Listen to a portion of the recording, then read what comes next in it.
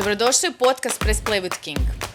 Ovo je podcast u kojem ćemo predstaviti rad tvrtke King ICT, rad djelatnika, naše partnere, projekte i atmosferu u tvrtki. Što točno radimo, kako se zabavljamo i što naši djelatnici sve čine kako bi bili u korak s vodećim IT tvrtkama u Hrvatskoj. Podcast će biti vezan za široki spektar tema u IT svijetu, koje su pristupačne i onima koji nisu još uvijek vezani za IT, a žele saznati više o fantastičnom svijetu tehnologije.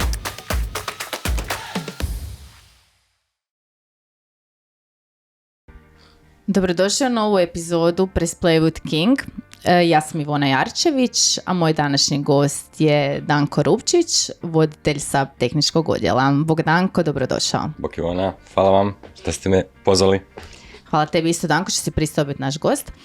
Pa evo, naša prije samog početka, Danko, ćeš li nam se malo predstaviti? Tko je točno Danko Rupčić, odnosno kao voditelj SAP tehničkog odjela u Kingu, a i ko je Danko Rupčić privatno? Može. Evo, prvo ćemo početi sa privatnim stvarima, sa trenutno jednim od najvećih postignuća u mom životu, otac jedne lijepe djevojčice, muž,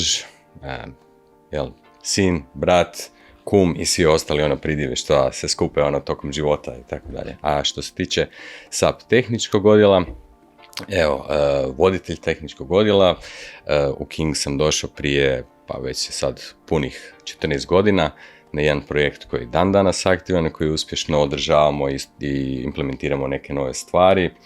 I moram reći da taj karijerni put, a pogotovo ovih 14 godina u Kingu, je jako brzo prošlo, jer radimo non stop neke zanimljive projekte, koristimo uvijek neke nove načine i pristupe kod implementacije ili održavanja i to je u biti to, ukratko. Hvala ti, Danko.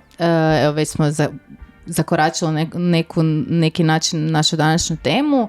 Naša današnja tema je SAP tehnički odjel u Kingu. Danko kao voditelj, 14 godina si već u Kingu, pa evo nekako kako si došao do SAP odjela, kako je nekako započeo tvoj karijerni put? Karijera je započela, mislim, kao mali sam jako volio raditi na računalima. To je isto nešto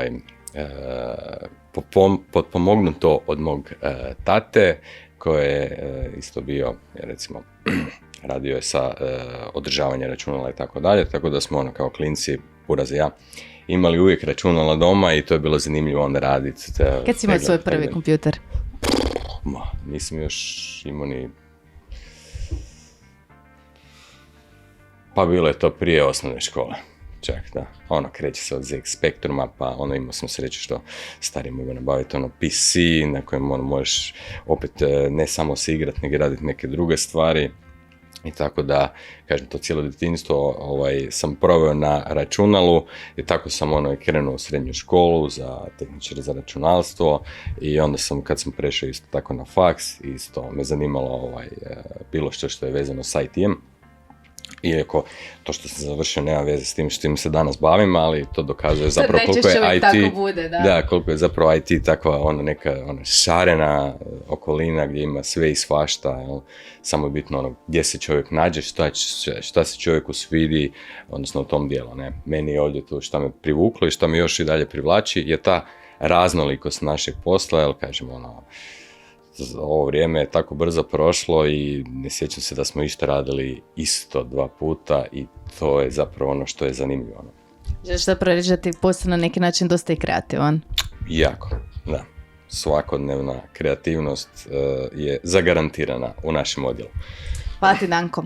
Pa evo, možeš se nam malo ispričati o svom timu, SAP tehničkom odjelu u Kingu, od koliko zaposlenika, odnosno koliko ljudi se sastoji tvoj tim, na koji način birate osobe u timu, kako ljudi, doći ćemo do kasnije, možemo već započeti sa ovim pitanjima, pa ću ti usputno još stavljati dodatna pitanja.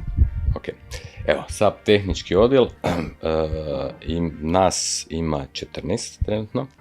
i non stop je ta brojka se raste i raste, uvijek imamo na umu neku ekspanziju i gledamo kako ćemo naći neke nove, kvalitetne kolege sa nekim znanjem ili bez nekog predznanja, sad ovisi koliko vremena imamo, jel da se posvetimo nekim ljudima, juniorima, u ovisnosti o tome, o količini projekta što trebamo izvesti. I SAP tehnički odjel ima 2 tima, i jedan tim je Basis tim, to je u biti sistem administratori koji su odgovorni za instalaciju, podešavanje sustava, uglavnom kod recimo projekta implementacije oni prvi dolaze i onda komuniciraju sa korisnikom, znači da se postavi cijela infrastruktura, odnosno da ostali konzultanti, znači funkcionalni isto, tehnički, odnosno developeri mogu na čemu raditi, odnosno mogu započeti sa radionicama, na primjer sa korisnicima, a vezano za pokazivanje kako taj sustav funkcionira, da i korisnicima se dočara, ok, šta će oni na kraju imati. I drugi tim je development tim, znači razvojni, u kojem imamo, znači u BC timu imamo 6 kolega, trenutno u development timu imamo 7 kolega i tražimo, tako da imamo otvorena radna mjesta. Javite se molim vas na www.king-ict.hr. Sve si naučio, sve si se pripremio. Ne, to ovako dolazi samo iz glave. Super. Znači, konstantno vas treba što više ljudi, odnosno širite se, konstantno ima posla. Znam da kad smo se i pripremili za ovaj razgovor, da si mi rekao da odjednom sad već radite na jako puno projekata. Trenutno mi imamo jako puno projekata u paraleli, što projekti implementacije, to su ili recimo veće implementacije kad implementiramo recimo cijeli sustav, i do nekih manjih implementacija kad implementiramo recimo samo jedan dio, odnosno jedan modul ili jedan novi proces i naravno projekti održavanja. To je da kad to sve zbrojimo, znači ima tu recimo više od 35 projekata na čemu konstantno radimo, da. Ne. Super, to je stvarno zapravo dosta velika brojka, tako da svaka čast. Bravo. Da, pa dobro, mislim, i to je dosta isto zanimljivo, kažem, nije nam dosadno, imamo razne projekte, razne klijente u raznim poslovnim područjima, tako da i u timu nemamo isto, recimo development tima i BC tim, nemamo neke, kako bi rekao, striktne uloge da se neko mora držati, nego više, ok, koga što zanima, to si on više manje uzme, ok. I naravno ima tu nekih obaveznih stvari od koje niko ne može pobjeći, na primjer, kako se zove, upisivanje satnice, to je dosta važno, jedan od dosadnih dijelova, jel? Ali, kažem, dosta je dinamično i dosta su raznoliki zadaci i za svakog ima po nešto, čak i recimo kolege koji su seniori, koji su recimo došli iz drugih kompanija, uvijek imaju nešto novo koje mogu to naučiti. I zapravo to mi želimo da, znači to znanje u našem timu se kao pod jedan dijeli i da ljudi recimo isto tako uče neke nove tehnologije, nove načine rada na postojećem sustavu ili na novim izdanjima sustava što je konstantno dolazi, odnosno isporučuje se od SAP-a. Da, to si mi zanimljivo bio rekao, da zapravo dijelite svoje znanje međusobno, što mi je super. I to na nekoj razini da se nalazite 2 put mjesečno, jednom tjedno, zavisi kako uspijete radi projekata. Da. Pa mislim da je jednom tjedno se nalazi, to je takozvani, recimo mi to zovemo code review, gdje, ne znam, osim code reviewa govori se o nekim novim temama i tako dalje, to je recimo interno za tim, ne? Ali isto tako ima na razini cijelog SAP-a, znači koji uključuju i ostale timove, imamo recimo neke edukacije koje se tiču osnovnih dijelova korištenja ili funkcioniranja SAP dijela, čisto da dočaramo cijelom timu, znači svim našim kolegama, ok, kako to funkcionira na ovom dijelu, jer na kraju krajeva kad i znamo, ok, big picture, znači veliku sliku kako to sve funkcionira, i onaj mali dio koji recimo neki od naših kolega pokriva, jel da bit ćemo onda lakše sklopiti taj puzzle i tu cijelu sliku i znati kog treba pitati, s kim treba što iskomunicirati, na koji način to funkcionira u drugom modulu, i njemu će biti na kraju krajeva lakše i sebe svoj dio posložiti. A na kraju i objasniti korisniku kako to ide u drugim modulima i što recimo moduli, to su recimo poslovna područja, ne znam, financije, controlling i tako dalje, i korisniku na kraju objasniti ok, kako to tamo funkcionira, što se očekuje iz drugog modula da dođe recimo u ovaj modul, što je output, input i tako dalje. Super, zapravo nekako na svoj način, kako bi rekla, dijelite svoje znanje. Evo sad kad smo već kod znanja, kako se, odnosno, kolege iz tvog tima educiraju, na kojoj razini, da li to je samo interno, da li se odlazi na koja dodatna predavanja, edukacije? Da, pa, snalazimo se kak znamo. Znači, mi inače imamo, to jest SAP nam, a mi kao partner od SAP-a imamo pravo isto tako na, recimo, povoljnije te edukacijske materijale, to vam se zove Learning Hub, gdje ima svi SAP, recimo, službeni materijali oko SAP produkata, naravno, koje onda svaki član tima može u bilo koje vrijeme, znači, pristupiti, samostalno to pročitati, učiti. Ok, tu imamo isto i neke standardne tečajeve koje se održavaju od SAP-a, iako nama je preferirana opcija da ako imamo neku novu, recimo neki novi dio koji želimo pokriti, koji želimo naučiti, da nađemo recimo na tržištu nekog ko je implementirao 1, 2, 3 instance toga, nečega, toga paketa nazovemo, i da nam onda on recimo to na toj nekoj projektnoj razini, odnosno na iskustvenoj razini prenese to znanje, ok, to radi tako, pa u ovom slučaju se to ovako koristi, a ne ovako i tako dalje. Čisto iz udžbenika, to je teorija, znači to se može svako pročitati. A ono što nama zapravo treba je neka kombinacija prakse i teorije, čisto da onda budemo puno spremniji i da nam je puno lakše, odnosno, nešto implementirati, to jest u kratkim crtama da ne izmišljamo toplu vodu. Super, hvala ti. Koji su vam nekako projekti najizazovniji? Najizazovniji projekti? U svojih 14 godina, možeš li se sjetiti kojeg projekta koji ti je nekako bio najizazovniji? Pa, svaki je izazovan za sebe, bi rekao. Nema tu nešto, da li je više ili manje izazovan. Recimo da svaki novi je izazov za sebe, zbog tog što, kao što sam rekao, mi ne želimo i ne radimo non stop na istoj verziji i tako dalje. Znači uvijek tu su neke, kod novih recimo projekata ima nekih novih specifičnosti oko kojeg se moramo recimo više fokusirati nego na recimo ono što već znamo, recimo tipično. I onda zapravo to je to. Znači taj novi fokus, taj novi izazov koji nam predstavlja, je i izazov i isto tako neki gušt na kraju krajeva kad to riješimo i dovedemo zapravo taj produkt ili pokažemo ga krajnjem korisniku koji on na kraju više manje zadovoljan s tim što smo napravili. Kad imate naravno krenete u jedan projekt, kako odabereš ekipu, odnosno ljude za svoj vlastiti tim i koje su odnosno njihove uloge? Kako se sastoji jedan tim, od kojih uloga? Dobro, već sam spomenuo, mi imamo 2 tima, ne? Znači to su administratori, imamo developeri, Što se tiče u development timu, imamo baš developere koji programiraju u ABAP-u, znači to je programski jezik koji se koristi u SAP-u za te standardne produkte koje implementiramo, znači ERP sustave, to jest prije se to zvao ERP ECC 6.0, pa onda sad je to evoluiralo na S4 HANA i zatim sa tom svom evolucijom onda su došle neke nove tehnologije, poput cloud tehnologije na kojima se bacamo, znači to opet, kad govorimo o cloud tehnologijama, govorimo recimo o nekom user experience-u gdje onda opet imamo podjelu između ABAP dijela, pa onda nekog front-end, back-end developera i još imamo tu stručnjake i eksperte za integraciju, jer naravno taj SAP sustav koji mi implementiramo, znači obično se radi tu o nekoj,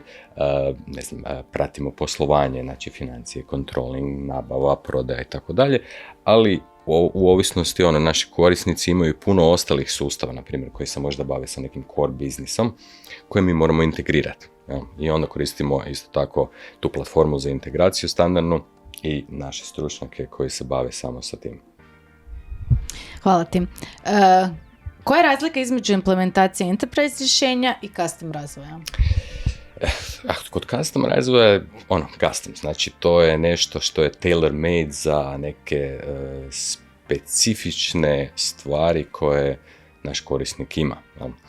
Znači neki možda taj core biznis da se pokrije i tako dalje. Kod enterprise rješenja, na primjer kod SAP-a, znači vi imate jedan sustav koji se koristi svugdje u svijetu, koji pokriva, ne znam, većinu, skoro sve industrije, koje vam, kažem, vi možete unutra sve staviti, znači dolazi vam već podešeno model podataka i tako dalje, modularnost, znači da su odvojeni ti moduli na određeni način, znači nisu oni otok za sebe, zbog toga što svi ti moduli moraju između sebe i komunicirati, na primjer nabava isto tako mora komunicirati sa financijama, financije sa prodajom i obrnuto, ne?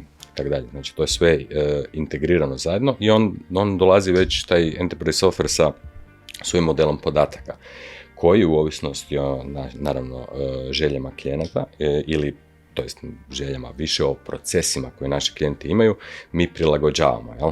Znači ovo to je neki kao standard kako je zamislio što se ne znam, koristi i dalje u svijetu 99%, ali taj 1% to se treba malo doraditi. I onda tu mi ulazimo, recimo tehnički tim, pogotovo developeri, a isto tako i funkcionalni tim, koji zapravo onda, recimo, protumače korisnikove želje u neku funkcionalnu specifikaciju, koju na kraju dobije developer i onda on doradi. Sad, kad imamo, recimo, komad custom softvera, ok, mi se sami pobrinemo za data model i tako dalje, znači ono što nam treba se isprogramira, a ovdje kod enterprise softvera mora se razmišljati o toj modularnosti, kako će to komunicirati s ovim stvarima, gdje ćemo mi uklopiti recimo tu promjenu, ne možemo bilo gdje uklopiti, ne, jer je isto tako cilj da moramo razmišljati da taj softver razvija neko treći, znači ne mi, i onda moramo paziti da to ono što mi izmijenimo, da će ostati kompaktno i nakon, na primjer, kad dođe nova verzija, tako dalje. I uvijek se recimo mora paziti na taj dio oko recimo performansi, broja usera, kako će to funkcionirati zajedno, jer vi recimo na enterprise sustavu imate, ne znam, normalno po 100 do 1000, 5000 korisnika koji, na primjer, mogu raditi svi na istom objektu, a mora se zadržati isto nekakva, stabilnost sustava i brzina odaziva, jer ako je brzina odaziva loša, naravno korisnik to protumači da ne radi. Da nešto ne valja. Hvala ti, Danko. Pa evo, možeš li mi reći što se promijenilo u zadnjih par godina u SAP developmentu? Već si bio nešto spomenuo, ali evo, ako možeš malo to nekako malo više ispričati. SAP kao takav je nastao još davna povijest, one ekipe koja je pobjegla iz IBM-a, otvorili svoju firmu, jel? I naravno oni su imali su korijene tamo i SAP je i taj jezik ABAP koji se koristi je dosta evoluirao, ne? Da sad možemo reći da je ono rame uz rame na nekim objektno orijentiranim jezicima, prije je to bio proceduralno, mislim još i uvijek je. Ali uz sve to, znači on-premise, znači dosta SAP sad isto gura recimo svoje cloud tehnologije i obzirom na to, naravno, mi smo isto primijetili, pod jedan, znači to je neka profesionalna znatiželja. Primijetili smo, ok, to je nešto zanimljivo, to bi htjeli naučiti, znači to je nešto što će doći, odnosno što je već lagano i ulazi tu kod nas, recimo ta cloud platforma koja pruža različite mogućnosti, sve i svašta omogućava, ne? I tu je zapravo usmjerenje isto tako naše da se malo više posvetimo toj cloud platformi, mislim već sad i dosta radimo na tome, ali dobro je kod toga što, na primjer, i ta cloud platforma, što to nije on-premise sustav, znači to je cloud sustav koji je u konstantnom razvoju, znači konstantno nove tehnologije ili recimo nove mogućnosti se tamo otvaraju, tako da recimo mi ćemo danas napraviti neki proof of concept, za tjedan dana, ok, u najavi nešto novo i to je recimo konstantno taj vrčenje i istraživanje i pokušavanje, kako se zove, da tu novu tehnologiju na neki način ukalupimo u postojeće, recimo u postojeće, odnosno da iskoristimo to da riješimo postojeće probleme, jel? Na što lakši način. Jel? Da olakšate obiteljskim poslovanjima, kako doći do rješenja čim prije, jel tako? Možeš li mi također reći koje tehnologije koristimo pri implementaciji SAP rješenja? Pa, SAP tehnologije, ne. Dobro, mi većinom sad koristimo recimo te on-premise sustave, znači to su sustavi koji su instalirani baš da li u data centru od customera ili možda u nekom, ne znam, hostingu i tako dalje, ali to su korisnički sustavi i imamo tu neke cloud aplikacije. Recimo, kod nekih customera smo implementirali te neke aplikacije koje su primarno, znači u cloudu koji ih SAP podržava, onda smo ih mi integrirali sa postojećim sustavima, naravno tu je analitika i od onih standardnih stvari, naravno tu je integracija, ABAP programski jezik koji koristi za recimo doradu ili za poboljšavanje procesa, ne? Pa čak i recimo nije nam strano kreirati potpuno novi modul u SAP-u ako vidimo da to naš korisnik treba, da je to izvedivo i da recimo nema na tržištu nekog produkta koji se samo sa tim bavi, a da ga mi možemo onda integrirati sa SAP-om. Hvala ti, Danko. Možeš nam nekako reći kako izgleda jedan dan radni ABAP ili BTP developera? Mogu. Uglavnom, najčešće kad započnemo dan, onda koristimo razne alate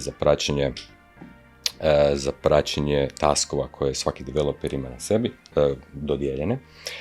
I dan počinje sa stand-up sastankom. Na tom stand-up sastanku prođemo kroz, na primjer, sve taskove koji su dodijeljeni, odnosno koji su odrađeni jučer, koji se planiraju odraditi danas i isto tako prođemo kroz problematiku ako se neki od članova tima susreo s nečim. Ne? Pa čisto ta problematika kad se kaže na glas i kad se podijeli sa svima, obično ima neki koji su se već, na direktan ili indirektan način susreli sa time pa mogu onda pomoći savjetom. Ne? Na taj način smo shvatili da puno brže rješavamo neke stvari, komunikacija u timu je poboljšana i naravno naši zadaci, to je zadaci koje developeri imaju na sebi, bivaju kvalitetno odrađeni. Nakon sastanka kreće vraćanje, skakanje na projekt i... Da, nakon sastanka onda po planu. Ne? Isto tako recimo kako je ovaj sustav živ i tako dalje non stop, svaki dan vidimo neke zakonske izmjene u procesima i tako dalje, onda i tu koordinaciju jutrošnju, znači stand-up koristimo i za reprioritizaciju određenih stvari. Jer, kažem, neki put može nešto iskočiti, što je recimo bitnije od onog što se radi, pa onda se tu, recimo, to rešaflamo po zadacima. Pa evo i za kraj još malo da se vratimo na cloud tehnologiju. Znamo da je to sad full it o poznate tehnologije, pa nam možeš malo oko toga reći nešto više. Mogu. SAP isto kao i svi veći, recimo, proizvođači softvera, znači je prepoznao priliku u cloudu, odnosno u cloud tehnologijama, tako da je razvio svoju cloud platformu i sada se to nakon jako puno iteracija zove BTP, Business Technology Platform, koja u sebi recimo objedinjuje database software, data management, analitiku, mogućnost izrade različitih aplikacija sa različitim programskim jezicima, znači dosta otvoreno. Isto tako neke inteligentne tehnologije poput umjetne inteligencije, pa IoT-a, blockchain i tako dalje. Znači, dobro sa recimo tom cloud tehnologijom je, što znači to nije on-premise, jel? Znači to je negdje u cloudu, znači SAP non-stop, znači brine se o toj infrastrukturi, non-stop nadograđuje, odnosno stvara, dodaje nove mogućnosti koje se mogu koristiti na tom cloudu, ne? Tako da, što sam i prije spomenuo, dosta nam je zanimljivo popratiti, jer svaki tjedan nešto novo izađe, ne? To nas zanima, recimo, kao kad dobi novi legiće, pa ideš poslagat, ne? Da vidiš kako to sve funkcionira, odnosno kako bi to trebalo funkcionirati, a na kraju kraja onda to napravimo po svom, ne? Po iskustvu i tako dalje. Tako da, što se tog tiče, dosta je zanimljivo. Isto je dobro što recimo za neki proof of concept napraviti, ne? Znači, ne trebamo na primjer, podizati neki novi sustav, kupiti dodatni hardware, vidjeti koliki će to biti trošak. Znači, jako jednostavno se može kroz te različite modele licenciranja tog SAP clouda nabaviti, na primjer, ne znam, licenca pay as you go, znači koliko koristiš, toliko platiš, čisto da napravimo, ok, imamo tu neku tehnologiju, želi bi to iskoristiti, vidjeti kako radi sa ovim sustavom, napraviti nešto malo, da vidimo da li će to funkcionirati i ok, ako to funkcionira, ok, paketiramo, to možemo preseliti ili on-premise na postojeći sustav korisnika ili isto tako ostaviti neki hibridni model, jel? Zbog toga što recimo cloud kao takav, ok, to je set svega i svakačeg, znači i alata i baza podataka koje možemo koristiti, ali da bi mi to iskoristili, mi moramo to povezati sa nekim izvorom podataka. Obično su izvori podataka, jel da, poslovni sustavi korisnika, možda neke cloud, isto tako servisi preko kojih dohvaćamo podatke, s kojima recimo oplemenjujemo te podatke koje korisnik ima. Na primjer, evo, glupost, onaj Google API, jel? Hoćeš pokazati nešto na mapi, ok, ti imaš neke stvari recimo u svojim podacima, ali fali ti prikaz mape i ok. I onda se jednostavno poveže jednu stvar s drugim i imaš sve što treba. Danko, hvala ti, bilo ti stvarno ugodno slušati. Meni se stvarno dosta naučio o SAP-u i pogotovo SAP tehničkom odjelu u Kingu. Pa imaš li za nešto za kraj koji bi poručio našim gledateljima i slušateljima? Neko ko ne zna nešto o SAP-u sad će sigurno naučiti, ali želiš nekome dati savjet ako bi se htio baviti ili doći u SAP odjel, pa evo dati neki savjet ili nešto, ili pozvati ih ili nešto reći. Evo za kraj. Evo. Hvala vam svima što ste izdržali do kraja ovog podcasta. Nadam se da će uskoro biti još sa zanimljivim temama. Bilo je, pa mogu reći na početku mala trema, ali sad jako ugodno. Jel tako, nakon nekog vremena postane dosta ugodno, tako da opustiš se i drugačije. Ali dobro, to bi rekao kako se zove, da ekipa je za to zaslužna. Hvala ti. Za to. A što se tiče SAP-a, SAP, ko zna šta će biti sutra u SAP-u. Ono što možemo garantirati da neće vam biti uopće dosadno, ima novih tehnologija s kojima se može baviti, ima poslovna područja, tehnička područja, developmenta u raznim tehnologijama. Kao što rekoh, evo, mi uvijek tražimo kvalitetne ljude sa predznanjem, bez predznanja. Dođite na našu stranicu www.king-ict.hr, malo pogledajte, upoznajte nas ko smo, što smo, šta radimo, kliknite onaj gumbić koji kaže karijere, pogledajte koja su sve otvorena radna mjesta, prijavite se. Ljudski resursi ćete obilježavati sad, ja mislim, nakon ovoga videa. Oni me obožavaju ovako i onako. Danko, hvala ti, stvarno, bilo je stvarno ugodno. Nadam se da ćeš nam se vratiti ponovo sa nekom novom temom kad se nešto novo desi u SAP-u. A ništa, naši slušatelji, gledatelji, vidimo se uskoro i do neke nove epizode. Doviđenja, pozdrav!